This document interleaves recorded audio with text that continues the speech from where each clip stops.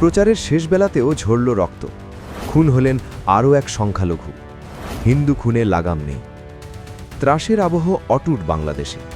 গত 2 মাসের হিসেব দেখলেই বুঝবেন, এবারের ভোটে সংখ্যালঘুদের নিরাপত্তা একটা বড় ফ্যাক্টর।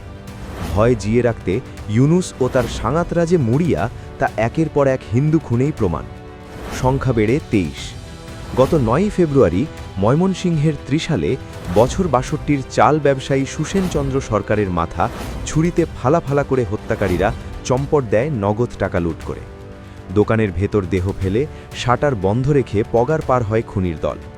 চিকিৎসকরা শেষ রক্ষা করতে পারেননি। বিচার চেয়েছে সুসেনের পরিবার, চেয়েছে দোষীদের যেন কড়া সাজা হয়। তদন্ত চলছে, অথই জলে পুলিশ। বিএনপি সদস্যের লাশ উদ্ধার। সময় যত এগোচ্ছে হত্যা বাড়ছে ততই। ঢাকার জাতীয় প্রেস ক্লাবের শৌচাগার থেকে উদ্ধার হয়েছে বিএনপির মিডিয়া সেলের সদস্য তথা দৈনিক দিনকালের সাংবাদিক আলী মামুদের দেহ। ঘটনার তদন্তে পুলিশ। গত 1 সপ্তাহের ছবিটা দেখুন।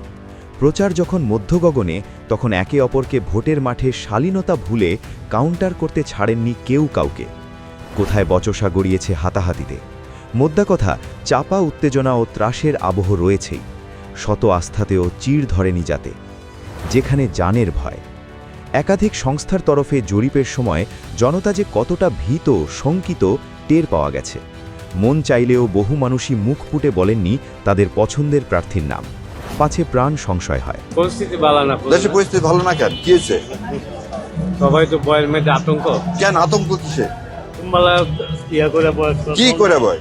জামায়াত নেতারা ভোট কিনতে ভয় দেখিয়ে টাকা দিচ্ছেন। ধরা পড়েছে সেই ছবিও দেখুন। মনে করেন নতুন সরকার আইলে কখন দিব, সরকার নাই বোঝেন না। তাহলে ওই ব্যবস্থাটা করতে হবে, তাই না? চলেন। অনেকে আবার ভোট দেওয়া নিয়েও অনিচ্ছা প্রকাশ করেছেন।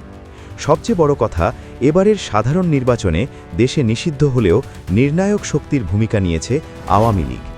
বাংলাদেশের বৃহত্তম এই দলকে বাদ রেখে কিভাবে নির্বাচন হবে, আর হলেও তা আদতে কতটা সর্বাত্মক হবে, তা নিয়ে প্রশ্ন উঠেছে বারে বারে। ভোট কি করবেন এবার যদি নির্বাচনে অংশগ্রহণ না করে? আওয়ামী লীগ ভোট দেবো না। ভোট দেবেন না? ভোট নাগরিক অধিকার না? নাগরিক অধিকার যদি আওয়ামী লীগ বলে বাংলাদেশের প্রথম। লীগ স্লোগান তুলেছে নো ভোট নো ভোট। তৈরি কমিশন। নির্বাচন কমিশনের অবশ্য দাবি পরিস্থিতি ঠিকঠাক আছে, ভোট হবেই। যদিও বাস্তব পরিস্থিতি অনেকটাই আলাদা, বলছে অন্য কথা। চাপা উত্তেজনা টের পেয়েই আগেভাগে নিরাপত্তা বাহিনীর হাতে তুলে দেওয়া হয়েছে বডি ক্যাম। আর্মির বডি ক্যামের ভিডিও যদি লিকড হয়ে যায়, তাহলে কালকে আপনার ব্যালট বক্স উল্টে পাল্টে যাবে। এটা কেউ ঠেকাইতে পারবেন না। এই বডি ক্যাম দিয়েও আপনি ঠেকাইতে পারবেন না। যেই বডি ক্যামের ভিডিও লিক হয়ে যায়, কার পারপাসে লিক হইলো, কার পারপাস সার্ভ করলো, কাকে ম্যালাইন করলো, কে অন্যায় করলো, তার চেয়ে বড় প্রশ্ন হচ্ছে এইটা কি আদৌ আপনার সেফটি এনশিওর করবে? জরুরি পরিষেবার সঙ্গে যুক্ত কর্মীদের ছুটি বাতিল করা হয়েছে। মোবাইলে মানা। শুরুতে কমিশনের তরফে ভোট কেন্দ্রের 400 গজের মধ্যে মোবাইল নেওয়া নিয়ে যে নিষেধাজ্ঞা জারি হয়েছিল, তাতে নাখুশ ছিল জনতা। বিশ্লেষকরা বলেছেন, এ নিষেধাজ্ঞার জেরে ভোটাররা কেন্দ্রে যেতে অনুৎসাহিত বোধ করতে পারেন। তাছাড়া কমিশনেরই অনুমোদিত পর্যবেক্ষক ও সাংবাদিকদের পেশাগত দায়িত্ব পালন রীতিমতো চ্যালেঞ্জের মুখে পড়তে পারে বলে আজ করেছিল জনতার সিংহভাগ। পরে চাপের মুখে পড়ে কমিশন জানায়, ভোট কেন্দ্রের গোপন কক্ষ ছাড়া সব জায়গায় সাংবাদিকরা তাদের নিজের দায়িত্ব পালন করতে পারবেন। সংশয় রেখেই ভোটের পথে বাংলাদেশ। সংশয় আর এক ঝাঁক প্রশ্ন রেখেই শেষ হল 26-এর ভোট প্রচার। নির্বাচনে শেষ হাসি হাসবে কে, বলবে সময়। মানে হাড্ডি হাড্ডি লড়াই হবে জামাত বিএনপি।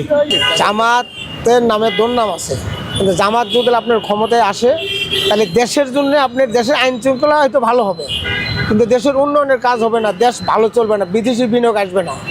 তবে রাজনৈতিক দলগুলির মধ্যে অসহিষ্ণুতা বেড়ে যাওয়ায় নির্বাচন আদৌ শান্তিপূর্ণ হবে কিনা ঢোক গিলছে সকলেই। জনতা বলছে, রাজায় রাজায় যুদ্ধ হয় আর উলু খাগড়ার প্রাণ যায়।